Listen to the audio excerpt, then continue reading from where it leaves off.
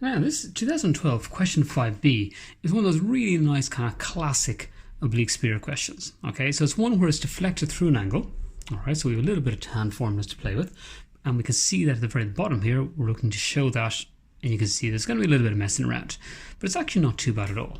So, best way to start these questions is make a little bit of a table. So we have two spheres P and Q. Okay, and write our table across here. Let's look at their masses. They're identical, so we just call them M and M. And then we have before, and we're going to have after. Now, the next thing I'm looking at is where is the line of centers at impact. Okay, you can see that's along the I direction, which means J doesn't change. Okay, now on our stuff coming in, we'll do this up here. It's coming in for at an angle of alpha. Okay. So I know my distance before we're given nope, just going to call it U. So that is going to be U cos alpha, I, and U sine alpha, J. So that's my movement in this one, and Q is at rest. 0I, 0J. Grand. So the J's didn't change because nothing's happening in there. U sine alpha J. The line of centers is along I, so there's no force being communicated in the J direction, so nothing can change in the J direction. And after us, we're going to call those V1 I and V2 I. So we'll go figure those out. So that's us kind of set up here now. We are also told the coefficient restitution, E, is a third, and we're not always told that, so it's no harm to just kind of write it down so we know what we're looking at. Now, where are we going with this whole thing? Well, there is a sphere, okay, a very badly drawn sphere, and if it continued along at that point, okay, like its original path, that's the way it would have gone. Okay, of course, but it didn't. It went off, and it went off in this new path here. So this angle theta here is the angle it was deflected through. All right, of course, this is still alpha over here. So what we are looking for then is we want to try and separate this guy out. Okay, we are going to know that tan of theta plus alpha is going to be, okay, we're just going to be able to, and we can just look at sphere A. It's the velocity in the J direction over the velocity in the I direction, which of course is going to be U sine alpha all over V1. So that's what we're going to look for. We're going to have to try and work our way through this to extract the tan theta out of it. Now, back to what we're going to do. In all these questions, principle of conservation of momentum and Newton's law of restitution, or Newton's experimental law, is how we're going to do this. So we only need to look at this in the I direction, because that's where all the action is happening. So let's go have a look. Well, beforehand, we had m u cos alpha plus m by 0. In order to write this down, just so you know where you're going. And then we have m by v1 plus m by v2. Okay, and do be careful that they're not always the same on the m's. Well, straight away our m's can cancel out. So we're left with u cos alpha equals v1 plus v2. Okay, it doesn't really get any easier than that, so happy days.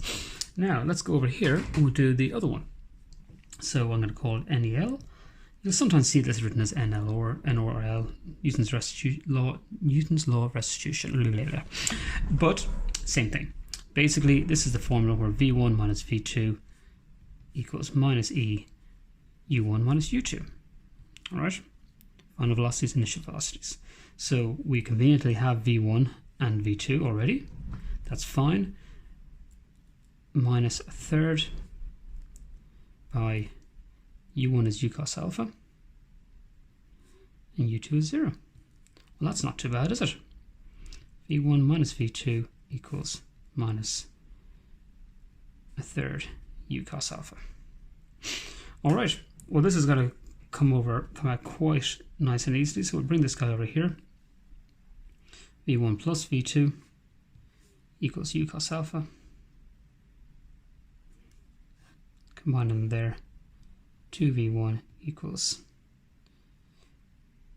u cos alpha minus a third u cos alpha. Now you may have spotted that is of course going to be 2/3, but I'll just pop it out just in case. 2/3. Don't forget the u cos alpha. So v1 is a third u cos alpha. All right. Now you don't actually have to find v2 in this question. It's, you know, depends on what you're doing. But I mean, looking at this one, v1 and v2 are u cos alpha, and v1's a third. Well, therefore v2 is 2/3 u cos alpha. Don't know if I need it, but it literally took me 5 seconds, so why not? We'll stick it there. Okay, so now we need to try and figure out how we can extract this. Okay, so we're going to go and use this equation here, but we'll go to a fresh page. And since the sun has come in, we're just going to make that a little bit brighter if we can. Okay. Now, so just to refresh here, we know that tan of theta plus alpha, okay, is just Vj over Vi of sphere P. Right. Again, that's one. You can look at the marking scheme or the exam question, you'll see where that is. And that is u sine alpha all over V1, which we now know is u cos alpha over 3. Okay, so we'll just do a little bit of a rearranging on that one. Bring the 3 up here, so that is 3 u sine alpha over u cos alpha.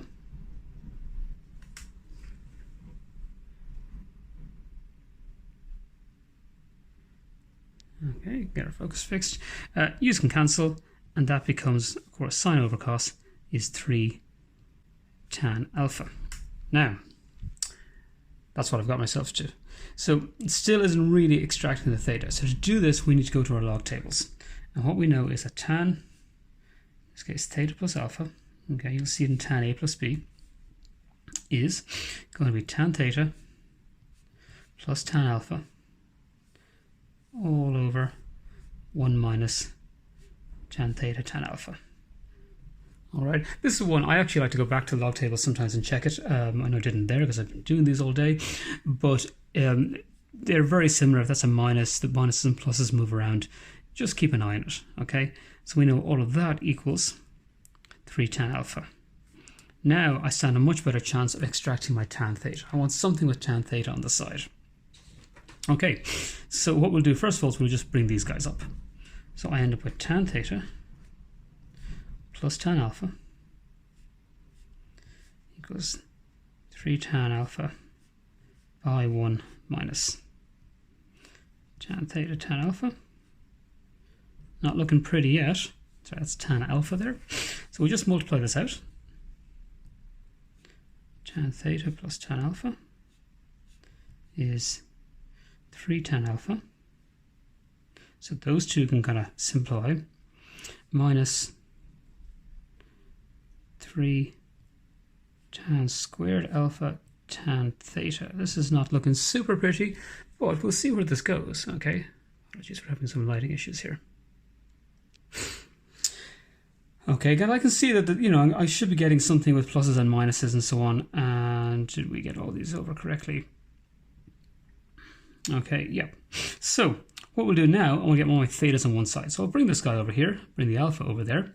So I end up with tan theta plus 3 tan squared alpha tan theta equals 3 tan alpha minus tan alpha. Okay, now we're looking better. At this point, you may actually see that you're going to get to the end. You've got the 1 plus 3 tan squared alpha, and this is going to come to a 2. But if you don't see it, don't worry. So tan theta, pull out my common factor. 1 plus 3 tan squared alpha equals 2 tan alpha. Drop that over there. Tan theta is 2 tan alpha all over 1 plus 3 tan squared alpha. Quick little cross check. Everything right. Happy days. Off we go. That's our answer there. QED.